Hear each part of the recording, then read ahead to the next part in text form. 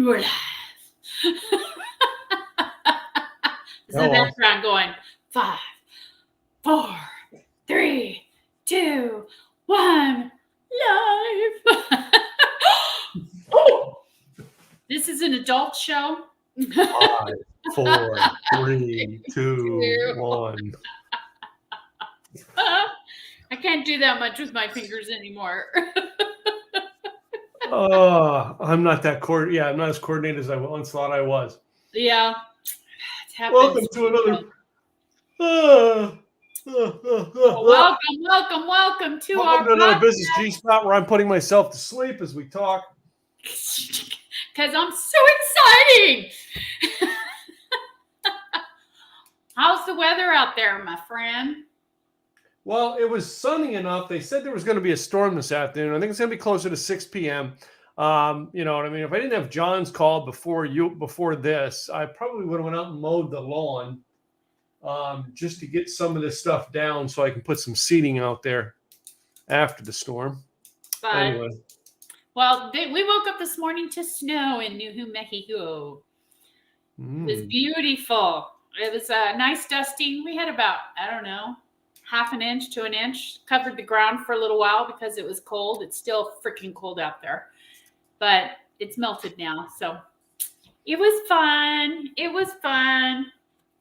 Fun stuff.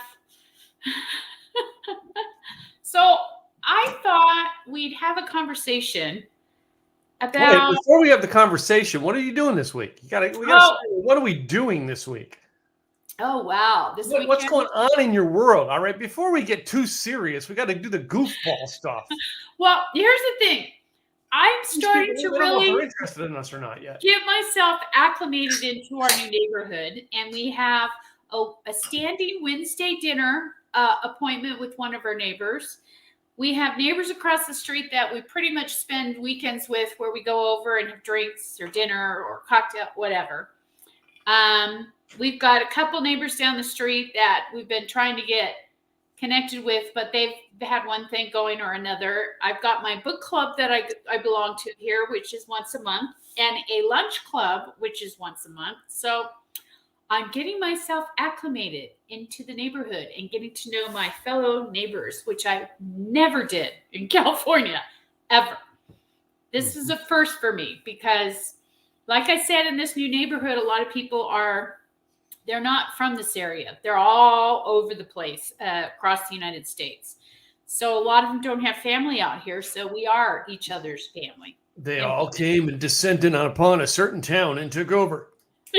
Pretty much. Pretty much. But we do have some great opportunities that are coming to town. We've got a production company that's coming.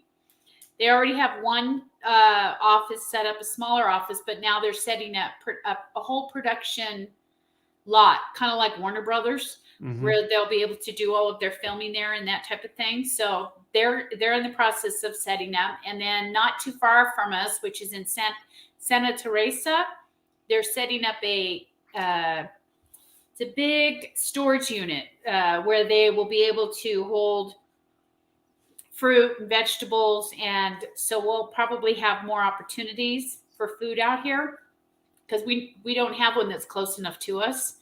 So that's a huge opportunity, and they're going to be hiring on quite a few people. So our little town is growing bit by bit. You're going to go apply for a job when they God knows you need to do something.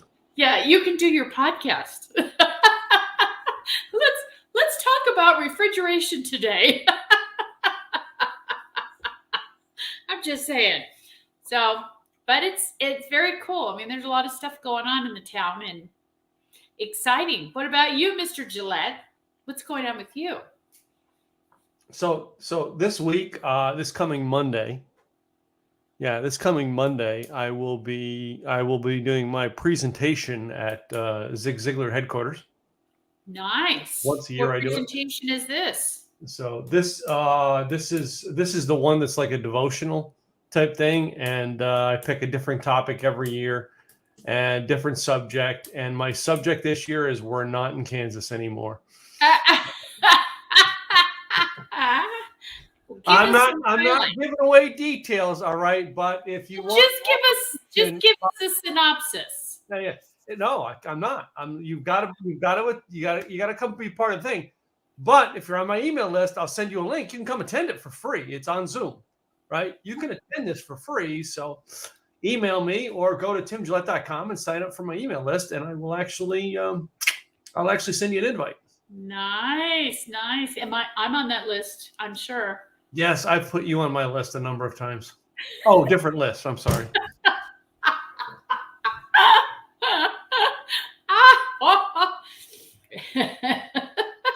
It is what it is.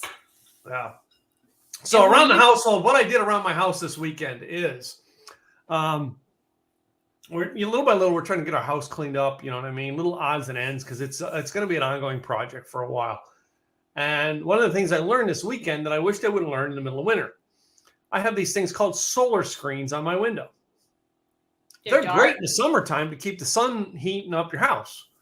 In the wintertime, they're great to keep the sun from heating up your house. Yeah. That's not really as good. So I took them off this week, and I'm surprised that, you know what I mean? It is warmer temperature, first of all, but I'm surprised at how warm it keeps my house. And as we're pulling back from coffee this morning, my mom says, you should have took them off back in January. Yep. Probably would have been a good time to do it, Yep, probably. I didn't have any place to store them. So now I've got places like we're building out and finishing off the, areas of the shed where we can store things. And because it's like all been building materials or stuff hiding in there that's going to go into a room somewhere. And, little by little, we're getting that cleaned out. My brother just built 2 workbenches in my garage for me today. Very cool. Yeah, little by little. And I've got a shed out back that has a lot of this stuff we've taken out and held. But I kept looking at the shed this past week while we were pulling up some extra dirt and stuff, and it's stored behind the shed. I looked at the corners of the shed, and I'm like, that frame is not necessarily as sturdy as I think it is. There's a chance that, the good wind's going to come by and knock that shit over, and I'm going to have to take the fallen pieces apart. Oops. So let's see. Yeah. But if it took it down, I wouldn't get an argument from anybody about taking it down. It fell down. That's the beauty about living in a house as opposed to a condo. Yes. You get to do whatever you damn well want for the most part. Well, if you don't have an HOA, of course. But I have an HOA, but the HOA is not restrictive on that. It's the city that I have yet to dip in to find out what they like or don't like. The first thing I went up and said I wanted to do, the city said, you can't do that. And I'm like, okay. So I came back home and said, I guess I'm going to do this without telling the city. And that's how Tim Gillette does things, folks. No, it's nothing they can see. So, hey, it's inside my house. Yep. I get it. I mean, this is in our neighborhood, this is the first time we've lived with an HOA. So it's different. I mean, we're not doing anything that they come in and say, no, you can't do that, or no, you can't do that. But of course, anything you do in the front, you have to get prior approval in regards to statues and paint and that type of thing, which we've never had to do before. And we don't plan on changing anything anytime soon since it's a brand new house. So I know. Not really going to apply to us for now. Yeah, the front of ours is like, I'm going to put up this privacy fence I'm going to have built and put up. But I got a guy coming tomorrow because these trees out here are, I'm seeing what leaves are growing in, and I'm still seeing half the tree that leaves aren't growing in on. And I'm like, I got a guy coming. He's also going to look at all my shrubs, and I'm going to probably pay this guy to just rip them all out. Time to chop it down. Well, chop out of here, take them all out of here, and clean it up. And the funny thing is you talk about your screens, and it always reminds me of the show My Cousin Vinny. Yeah. So you could tell me you saw these 2 people with these dirty screens and this dirty window and all of these bushes and this tree, and beyond a shadow of a doubt, you saw that these 2 were the one that got in the car and took off. Yeah. Oh, wait a minute. I was going to switch to show you what it looks like out my window without the screen.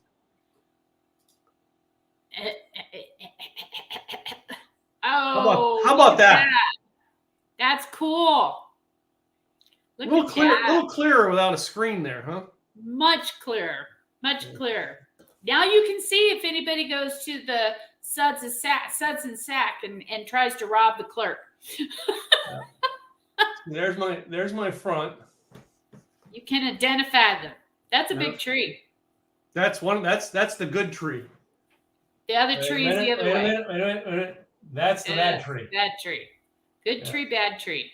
And if you see the bad, well, you're getting part of my neighbors, but you see the shrubs are there. But if you notice in front of my window, there are no shrubs anymore. Yay! Nice and clean. Because the headache of pulling just those two shrubs out, I said, you know what? Let me call somebody else to do it. Ladies and I've gentlemen, pulled 3 out. I've only pulled one root out. And it took us damn near 3 hours to get the one root out. And I'm like, here's what I did over the weekend is on Sunday while we were doing, I smoked a pork shoulder on Sunday with the smoker. So I thought you were going to say you smoked something else.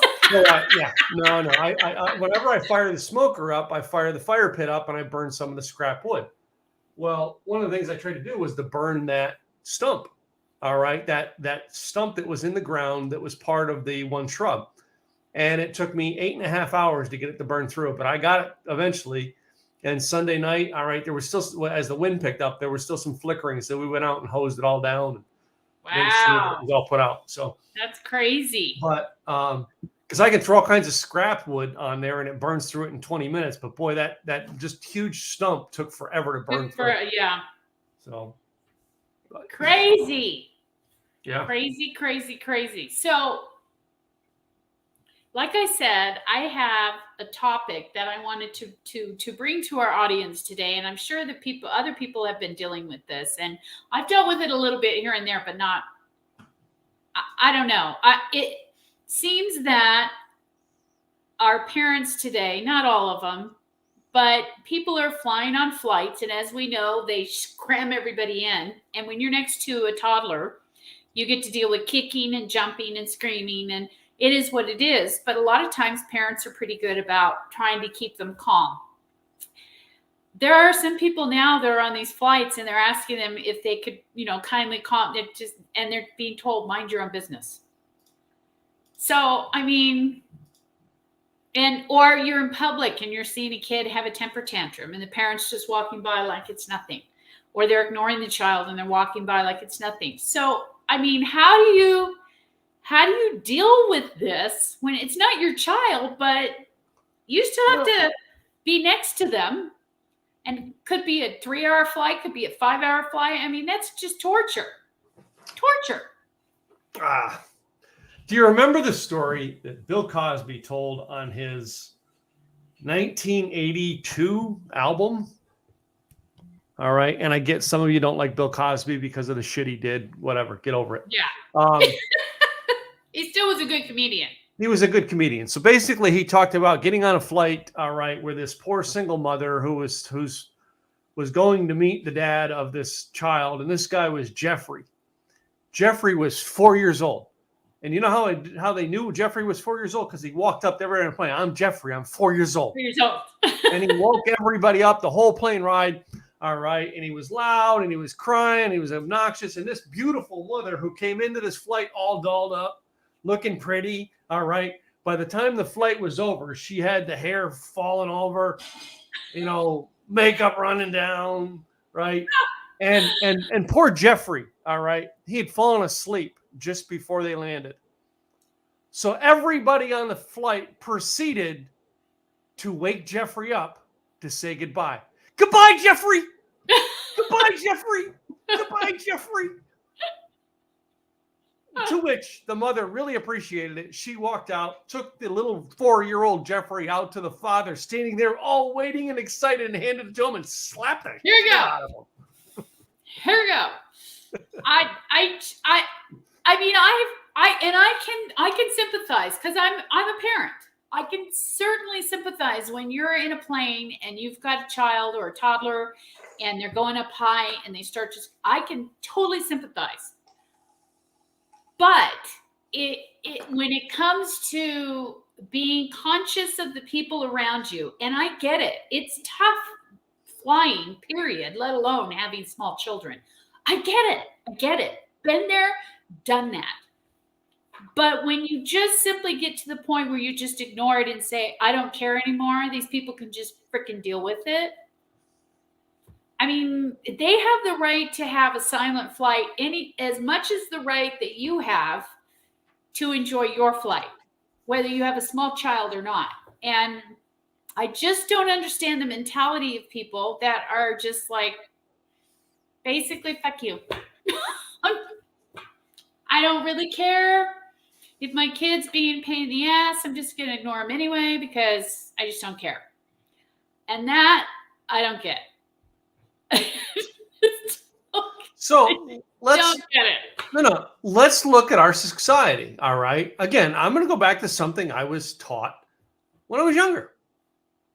And I remember this, all right, from a pastor of a church I attended many, many years ago. And we had a guest pastor one Sunday. And he talked about when people come of faith, the first generation is all excited about it. Yeah. The second generation, yeah, they kind of follow along because mom and dad took them to church every week. Yeah, and it was boring. The grandparents are like, who's God? Right? And this guest pastor went down this thing and he talked about it. And he said, and he said, and you can relate this to all kinds of things in life, not just your spiritual or church, right? Yeah. And then our pastor was in the middle of a series that he was teaching on, I think, the book of Daniel in the Bible or something.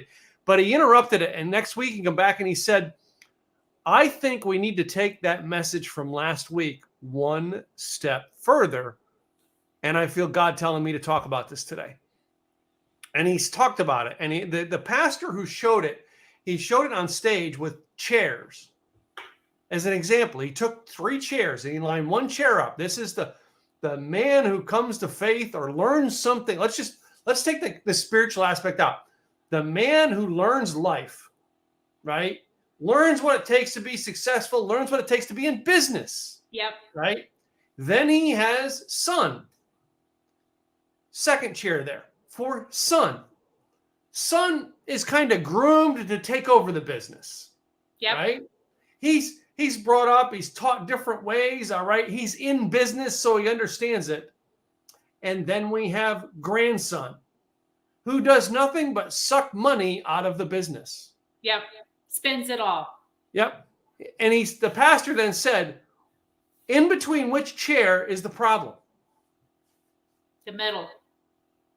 No, we're talking, there's 3 chairs. Now it's grandfather, son, grandson. Son, yeah. In between son and grandson, or in between son and father, grandfather. Where was the ball dropped that caused this? Between son and grandson. Nope. No. Between father and son. What? Every time between father and son that they did not teach them the aspects of why they were in business, why the heart was into what they were doing, where it was that it drawed them, all right? Where the discipline was. Okay. And what happens is son's just like, yeah, I hear dad all day long. All right, whatever, grandson, go play, right? Just leave me alone. So now we have a generation of grandkids being brought up. And whose fault is it? Is it the parents' fault? No. This goes back to how our parents taught us. So these parents who are on there holding these kids, right? It goes back to that person who's the mother there or father. How did their parents teach them? Where did they teach them? Because I'm seeing the gap now. I have a grandson just being born, right? I'm seeing the gap now on how I screwed up. Now, I was taught disciplined on many, many things as a child that carried into my adulthood, but I did not teach them to my children. And now I'm watching what's going to happen. Well, not the son that had the grandchild is not going to be, but I have a child that is a temper tantrum, still throwing temper tantrums in their 30s. Well, And I that think is it my depends. fault. As the And parent, it is my fault. so I see your point, but I think it depends because in my case, my mom was a single parent. So Mhm. she had so much on her plate. A lot of times her best way of reprimanding us, I mean, she would spank us every now and then, but her best way of reprimanding us was reverse psychology. She would give us the situation, explain several ways that it could go wrong or could go right. It's still our decision to make, but if it goes wrong and we made that decision, we got to pay the consequences. And so, but I think it also depends on the child and what they're dealing with too, because and this is why I say understand it, because I had a son that's ADHD. Mm-hmm. And he was constantly all over the place, jumping up and down, running all over the place. But I took it a step farther and I put myself into classes and I put myself into, because my goal was the better I educated myself about ADHD, the better I can handle this child so that everybody around him would have a better outlook instead of, oh my God, if you don't stop him from screaming or running around, I swear to God, I'm going to kill the kid. Mm-hmm. So I think, personally, and I can see the point you're making, but personally, I think the problem nowadays is there's nobody taking the initiative to educate themselves. They're just saying, it is what it is. I'm dealing with the best I can. That's all I can do. But it's not just about it. What I'm saying is not that it's about educating themselves. What I'm saying was we were lazy. No, we as a generation were lazy. And what I mean by lazy is we took the easy way out. I think I don't know if I can agree with that.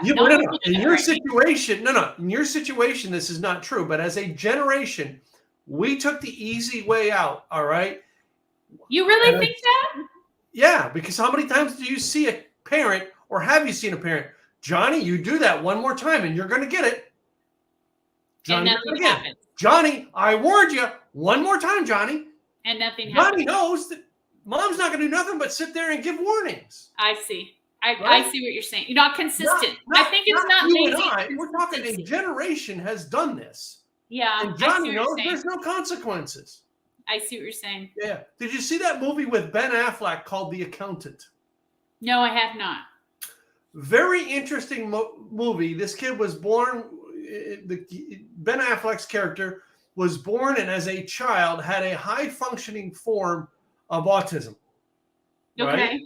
And they went to take him to a school and the mother wanted to put him in a school, but and said that, you know what I mean? You know, this kid, he freaks out every time he, you know what I mean? He gets he's sensitive to light. He's sensitive to these things.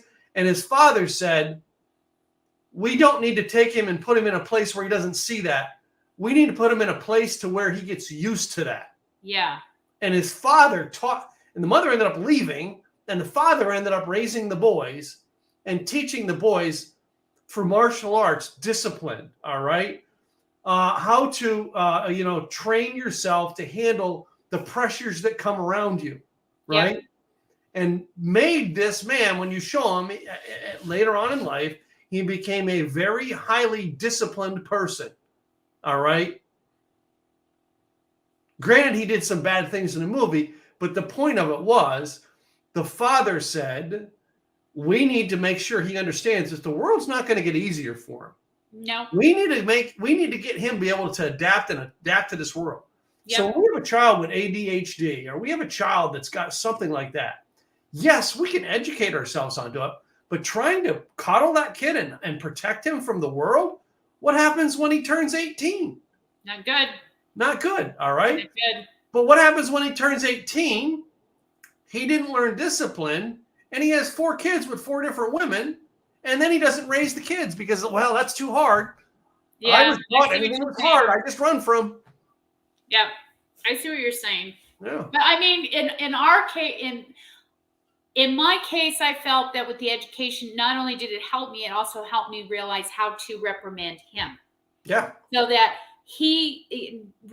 because every child is different, you can't reprimand a child the same way as the next child and the next child. They're all different, they're all individuals. So you have to do what you can to reprimand them so they understand the consequences. Yeah. And he learned his consequences over and over again.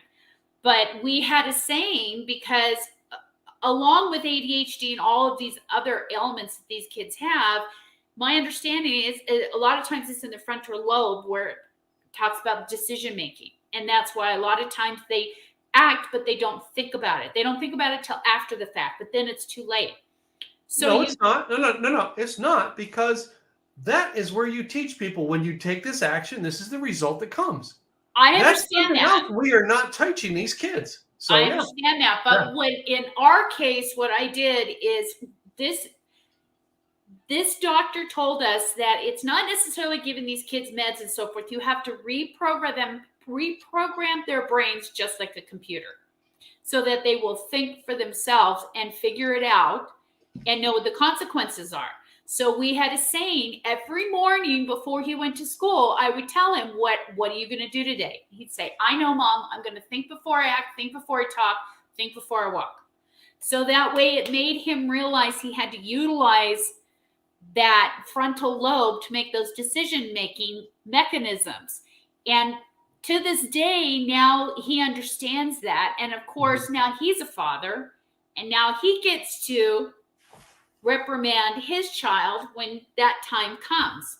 Yeah. So, I mean, I guess I can see your point when it comes to maybe being lazy, but I think a step further is not necessarily lazy. I think it's just giving up. It's too hard. Yeah, it is. And not being lazy. I use the word lazy, but it is. It's giving up. It's giving up, or the consistency. It's like one day you're so mad that you make them, okay, that's it, I'm done. But the next day you do the same thing where it's, okay, Johnny, now don't do, okay, now John, one more try. Now I'm going to count to 3, and you don't give them the consequences. But I think as a single parent, a lot of times it forces you, because you're the dad, you're the mom, you're everybody. And I can see how a lot of times single parents, it's easier just to say, you know what, I don't have the energy for this right now. Go to your room and play, or here's a game. Go play in the game. Just leave mom alone for a while. So I can see that to a certain degree. But it still comes back to the question of, how do you deal with this when it's not your child, but it's sitting next to you, jumping up and down through the whole flight, and you're trying to talk to this mother about, how would you feel if that was my kid and this was the opposite? You'd be pissed at me. I'm going to say something to the fact that may piss some people off. When does that never happen? If you make more money, you just buy the first class ticket where the kid's not sitting. Yeah. Just saying. Go make more money. Build a business so that you can buy an upgrade. Yeah. I mean, I don't know. I'm just saying that it seems to be prolific, and it seems to not, I don't know if it's getting better or worse, but all I know is I'm seeing more and more kids that are not being reprimanded, or they're not having the consequences. They're just like you said. Now, Johnny, come on. But you know how my parents handled that? Wasn't their kid. It was somebody else's kid. So they got the ladies in the church together, and they all started talking about that mother. Oh, through and shame. That poor mother. You know how she heard about it, don't you? Through shame. Through the shameful rumor mill. The shame. Yeah. What happened? No. This is going to be bad, but I'm going to tell you, some of you are going to think about it. But when that mother was shamed, what did she do? She started changing, because she didn't want to be changing. That's right. The smart one, when she's shamed, goes to the mother. All right, that she knows that, like, is starting this rumor, and says that, hey, by any chance, can you help me? How would you deal with my situation? Yeah, help me with this because Help me I'm with it. evidently having a problem and I'm not managing it well. So help me through this. All right. So now we've brought it up. Let's talk about business because you and I probably know dozens of people who have been failing in business for 5 years straight now. Yeah. All right. And we ask them the fundamentals. So how big's your list? What's a list? What list? What list? Yeah. You know what I mean? So what's your website? I need a website. Website? What's that? Mhm. I can do this through social media. No.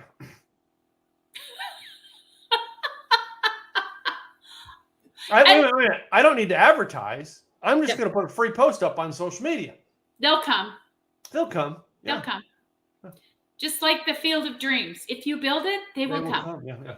They will I don't come. know. I don't need to do that. I'm going to networking functions. You know, it's the same 6 people, and I go to 6 of them, and it's the same 6 people in all 6 every week. Yep. But I'm networking. You're not fucking I'm doing networking. something. Yeah. You're going to a coffee hangout. Yeah. You're going to the what do they call it? You're going to the gossip club. That's all you're doing. You ain't networking. You want networking? Pay $50 and go to a dinner function that you got to pay to get in. Yep. All right. And the You build free relationships. coffee. What was it that? What was those? They were coffee and something, and you paid $5 to get in. Yeah. That was it. $5 to get in. That was it. And the funny thing is I remember a girlfriend and I. She was in business and I was in business, and we started this networking group. And we wanted it to be for brand new entrepreneurs like ourselves, pretty much. And we didn't have a lot of money, so we started where it was $5 to come in, and we provided the coffee. That was it. We provided coffee and water. That was it. Place to meet, coffee and water, and a speaker based on business. That's all we supplied. And I swear to God, you can't bring any fruit. What about tea? Can't you provide us with tea? Well, we should have Danishes or something. Or we should, it's like. Well, on the week that you sponsor it, Yeah, you can buy the Danish. It's like, but what astounds me in business is that the less money people pay, the more they want. And the more money people pay, the less they complain or say, well, what about this? Or what about that? It astounds me to this day that somebody will say, can I get a discount? And that person that wants the discount wants you to do this much work for this much price. And okay, so yeah, I run discounts every now and then. Wait a minute. No, I've learned this from Frank Kern on how to properly run sales. Every time I run a sale, I will not run that sale again. No. That well, list, that, that list will never see that sale again. Yeah. All right. And the reason I do that is because I use Kartra and I can tag them if they've seen it and opened it, and they're tagged and they never see that same sale again. Yep. I ran a sale in December offering 6 months. All right. For my inner circle, my gold inner circle program for the price of 3. It's a sale I learned, run half price sale. All right. Another one that I've learned to run sales is I've run a sale, and I'm probably going to be doing this here in March. It's going to be this one here. And that is, would you like to try my inner circle out for free for 14 days? Oh, trial run. Trial run. But when they click yes to try it out for free for 14 days, I have an automatic upsell. All right. You can continue on the 14-day trial, or if you know this is what you want now, all right, at the end of 14 days, you will be charged $97 for your first month. But if you know this is what you want now, you can get your price locked in at $47 a month right now. Yeah. That makes perfect sense. It does. All right. I was in a program with Frank Kern that the program was $300. And I kid you not, 14-day free trial. The upsell was you can act now if you want it for $147. What do you think I did? You acted now. I acted and took that $147 deal. Yeah. Run deals based on what you know what your psyche would do, right? Yes. Anyway. But that still comes down to the fact that you still, and we've already had, and we've talked about this before, that when you're dealing with clients, there are those clients that no matter what you do, well, can't I get that for this much? Can't I get it for this much? Why is it so expensive? Well, what can't I just get it for this much? I had one client that called me. She wanted me to do it for dirt cheap. So I asked her, how much is your hourly rate? Oh, well, I'm a coach and I charge my people $250 an hour. Can you do that for me for 50? She said, I won't make any money. Exactly. And I after don't relate it to them. I just go, no. Why? After I Because said I that, said she so. said, okay, you made your point. I'll send you a check. No. You just gave her free coaching. I don't give people free coaching anymore. I just say, no. Why? Because I said so. It's my business. I don't mind doing that. It's just that you have to understand that when you're asking somebody for a discount, then you should be willing to take a discount as well. And when I go to tell them that situation, I'm giving them free coaching. I want them to fail at their business about 6 more times to call me, and then they can pay me for coaching. See, the difference between you and I is I'm not going to explain until you are a paid client of mine. You laugh, but that's the truth. That's another thing. Why? We have people expecting free coaching. Yeah, well. All right. I didn't look at it as coaching. I simply looked at it as a way to explain to her why discounts are not. You don't need to explain. No. You don't need to explain to her. Because now she just takes that knowledge you gave her to grow her business free of charge. Again, I had Zig Ziglar sit down and tell me, Tim, all this stuff you're doing for free, people pay for that. Why? Yeah. You're giving it away. Why are you giving it away? Yeah, but the thing is, though, in today's society, you still have to give some things away to capture your audience and let them get in exchange for something. Yeah. If I give you free advice or I give you a free call, what am I getting in exchange? Well, nothing. Oh, really?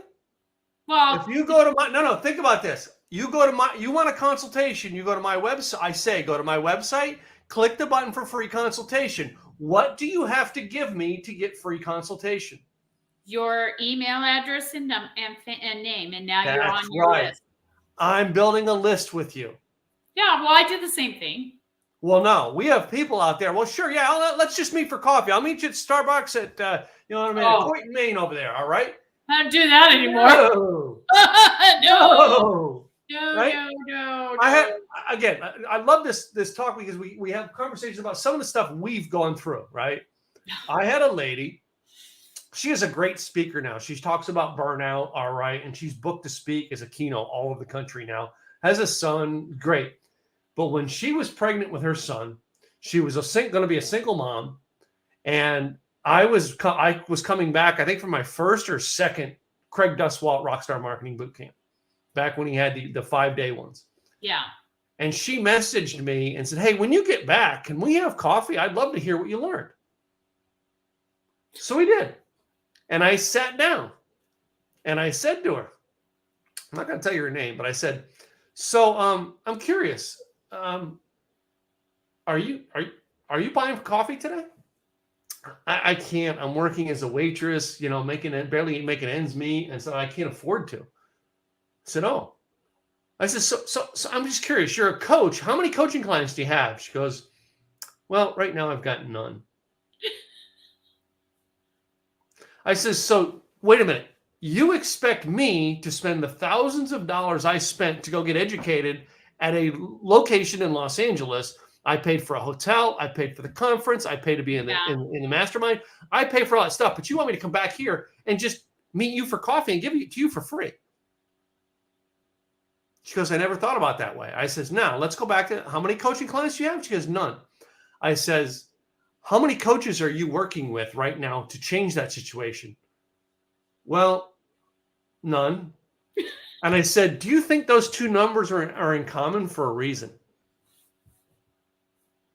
I got a phone call from 3 coaches the next day. Say, what did you say to her? She hired me yesterday. Yeah. Changed her whole around. Again, She is a fabulous. I mean, I seen her son when her son was probably about 6, 8 months old. Her son's several years old now, and I haven't talked to her. You know, I mean, other than messaging on Facebook and stuff, I haven't talked to her in years. But still, I'll bet you anything that she tells people. You know what I mean? Had I not sat down and got that, and I mean, I gave her a free coaching lesson at the expense of a lesson of how bad she looked. Well, and when I first started my business, I was just as bad at that. I didn't know any better. I'd never started a business before, so I never looked at it that way. No, and we I remember talking to this woman that was, I mean, she was really good at business and so forth. And I asked her the same thing. Hey, I would love to pick your brain. Would you mind? I bought her coffee. I bought her a Danish because I felt like, let me at least buy you coffee and so forth and just pick your brain.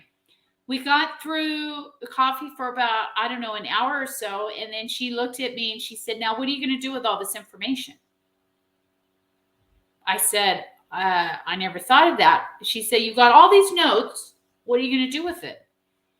So, well, I'm going to go back and digest it and see what I can implement and blah, blah, blah. And she said, now let me ask you this. So, and I'm not trying to sound selfish or anything, but she said, I did this for you because I know you're just starting out and you don't know business and you don't know the rules and regulations or whatever. But she said, in the future, don't ask somebody to pick their brain unless you're willing to pay them for what their time is worth. I said, well, I bought you coffee. And she said, my time's worth a lot more than a cup of coffee. Mm-hmm. And she said, and I did this because I wanted to teach you a lesson. Yeah. But she said, you have to understand that, yes, I know you're starting out on business, but all of us are busy and we all have things to do. And we don't have an hour or two to sit down and give people free advice when I could be, why should I give you free advice when I'm charging somebody else or I'm charging this person or charging that person? What makes you so special? Yeah. And I was like, I never thought of it that way. I mean, I did. See, I'm willing to have coffee meetings with people, right? You have to give me your name and email address, number one. Number two, you have to meet at my coffee shop. Yeah. Well, all right. And I've had people go, well, your coffee shop's kind of ways away. Can I come? Can you come to one closer to me? I'm like, no. This is my rules.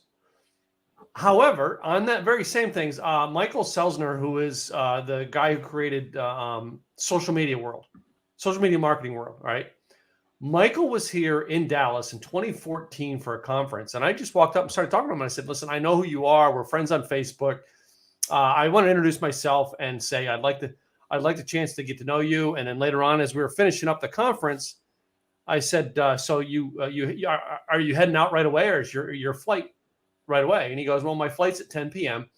He says, I was going to go get dinner first. I said, well, would you allow me to take you to dinner? I would take you to dinner. I'll buy you dinner, and I'll take you to the airport tonight. And you know what I mean? Just that's for some advice. This is something that what he did that I want to get into doing now. Is when people are willing to come up with that attitude. I was willing to come up. And I did. I took him to the airport that night and dropped him off at his terminal after we got done. I kept my word. I lived here. It didn't matter to me. I get down there to have dinner with him, and he invites 3 other people. The 4 people that I'm sitting with were probably, this is 2014, probably worth, about $35, $40 million.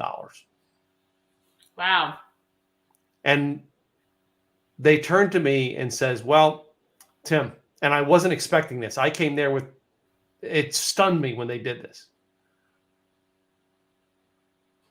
We're here. We do this when we go to events. We gather a group. We have a group. I forget what he called it, but we have a group that we put together people when they need, when we meet, and we chose you. We're here. You get to pick all 4 of our brains for the next hour, and we're buying you dinner. Wow. Now I want to do that. It's like a brain trust, basically. Yeah. So you get at a conference, you get 4 people, and if someone actually has the audacity to say, "Hey, listen, I'll buy you dinner," right? You find the one person, you grab the 4 of you, you go sit down, and you just say, "Okay, we're here to help you this time. What do you need?"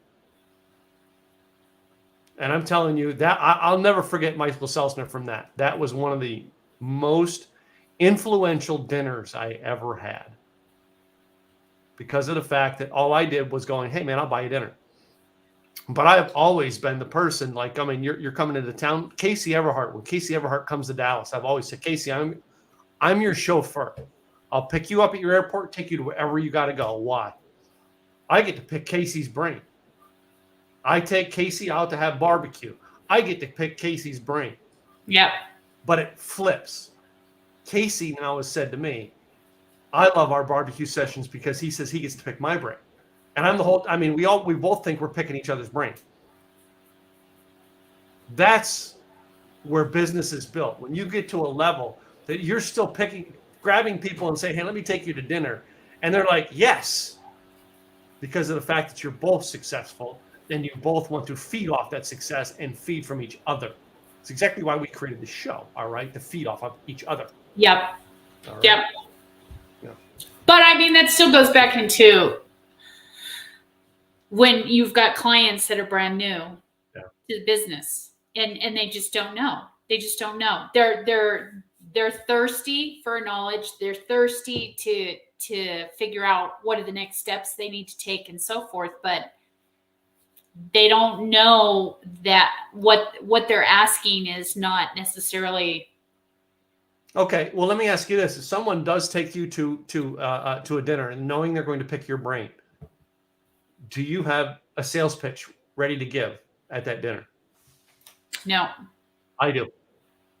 I always do. All right, and I say, yes, I am willing to sit down and have dinner with you, but I get to give you my sales pitch at the end. Yeah, no.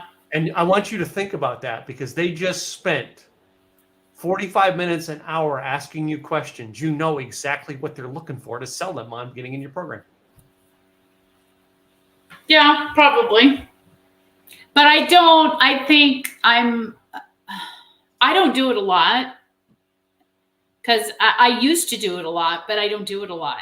And so and I think I'm still, I don't know, I still come from the adage that, yeah, sometimes they just want to talk and not necessarily get their, I don't know.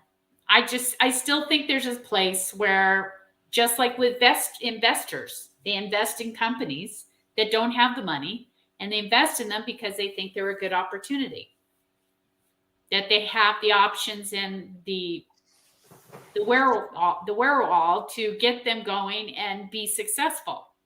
And I think sometimes when we give our time to somebody who is, like you said, they were willing to give you time because you offered to give them dinner, as well as take them to the airport. Well, I offered this woman coffee, and I offered to buy her coffee and so forth, because I felt like, that's the least I could do. But she also educated me on, there are times when people just constantly ask and they take. Yeah. And that's kind of how you have to find that happy medium, I think. Yeah. In regards to, is this a take moment, or is this a learning moment that, okay, now we can start to talk about this in business and see how we can learn. Because sometimes, even with a brand new business owner that's just starting, you can still learn something from them, even if you're a seasoned business owner. Oh, yeah. You can learn. It doesn't matter. And I think a lot of times as seasoned business owners, a lot of times they won't take the time of day to talk to somebody who's not, because they think, really, come on. I got so much on you. There's nothing you can begin to teach me that I don't already know. And that's not the way to go into any type of relationship, whether it be business or not, is because we can all learn from each other, regardless of where we're at in life or what we're doing in life. We can all learn something. Mm-hmm. So, as you're explaining that, I thought about it, how often we are willing to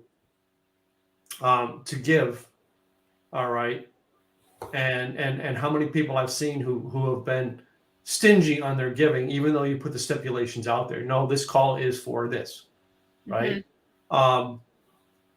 If I remember calling, gosh, it had to be 30, 40 years ago. I was calling a lawyer who advertised in the paper a free 30-minute session. or a free session or something like that. Yeah. All right. And I called, I called to get a consultation with him, and I'm on the phone, and he explained to me, he says, well, no, this is part of the, a free consultation. I only give, 30 minutes, stuff like that. I said, okay. So my biggest question was, I'm not being billed for this time. No, sir, I'm giving you I'm using this time to give you advice as to whether it's wise to hire me or not. Okay. All right. So like I set up the parameters. I'm calling you to give you the situation for you to decide, Tim, I can take on your case, or Tim, I need to use someone else for your case. Yeah. All right. I wasn't, and I was trying to make sure that that was before the internet, right? I'm trying to make sure I'm not being billed for that 30 minutes. Yeah. Right. Anyway, to try out if this guy's right for me. But I had someone in my world, right, who refused one-on-ones with people. She felt she was high and above it, and everybody who came down to ask her for a one-on-one, she says, "Oh, they just want to pick my brain for free." And at the time, she was asking to speak at my events, and she was asking to be on then it was a radio show. I had it on the radio network there in Arizona, and she just kept, how come I'm not speaking at your events? I says, because we need to have a one-on-one sit down. Well, I don't do one-on-ones. I says, that's my requirement. But we can talk one-on-one right now. No. I put you in my setting to talk to you for a reason. And if you're not willing to do that, you're not coming on my stage. Right? So I get people who are they're skeptical on people taking advantage of them. So they cut it off altogether. And then you mentioned invest in businesses. I'm rather moving towards being an investor. All right. I've taken pretty much all of my profits for the past couple of years and put them in real estate. And I'm about to take more of those profits, all right, out of IRAs and put them into real estate. I invested in a deal with somebody that they moved the money from one deal to another. And I'm like, I will never invest with them again because they did that. They didn't pay me back when they finished the deal. Oh, got it. I invested for this deal. And that's what most people are not understanding with investors. They simply think, well, these people they trust me enough to take advantage of them. No. An investment comes down to business. This is investment. I'm investing time with you, right? Yes. You misuse the time, you don't get it again. Right? Yes. But that's why that lady doesn't do that anymore, because people have misused that investment, right? I had someone, same thing here, in a money investment. I put money into their business, all right? And when they sold out or moved out of that venture into another venture, they took the money and moved the investor's money to the new venture. And I'm like, that's a investor's rule number one, no. None to do. Yep, and I will not, all right, invest with that person. Even if they call me with one of the greatest deals in the world, I will not put 10 cents in a deal with them ever again, all right, because I still did not get my money back. Well, and that's kind of like Shark Tank, if you think about it. They're there to invest in a company. That's right. And a lot of times when you see these people come on board and they talk to them and they'll ask them, the one thing they'll ask is, are you selling this product right now? Yeah. And they'll either say, yes, we've sold. Okay, how many units have you sold? And for how much?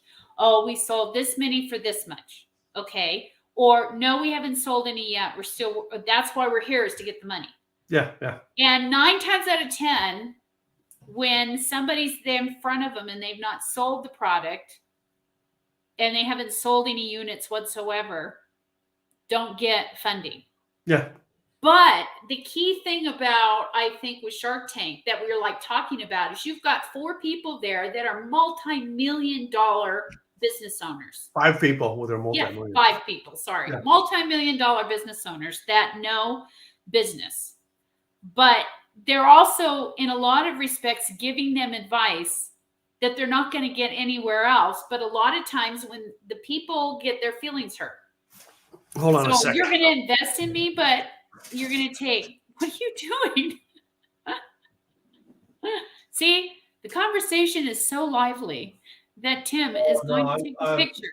outside of his window. Outside of my window, there's a guy who just pulled up with a truck with a thing full of water, and he just pulled the plug and he's draining the water into our sewer system, into our drain system. So you're taking a picture. Got it. So I took a picture of it.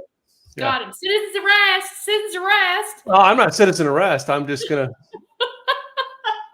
I'm just going to kindly forward that to the city officials. Yes. I'm just saying, though, on Shark Tank, a lot of these people get upset when they say, okay, I'm going to invest in your business, but I'm going to take 50%, or I'm going to take 30% or whatever of the profits. And they're like, what do you mean?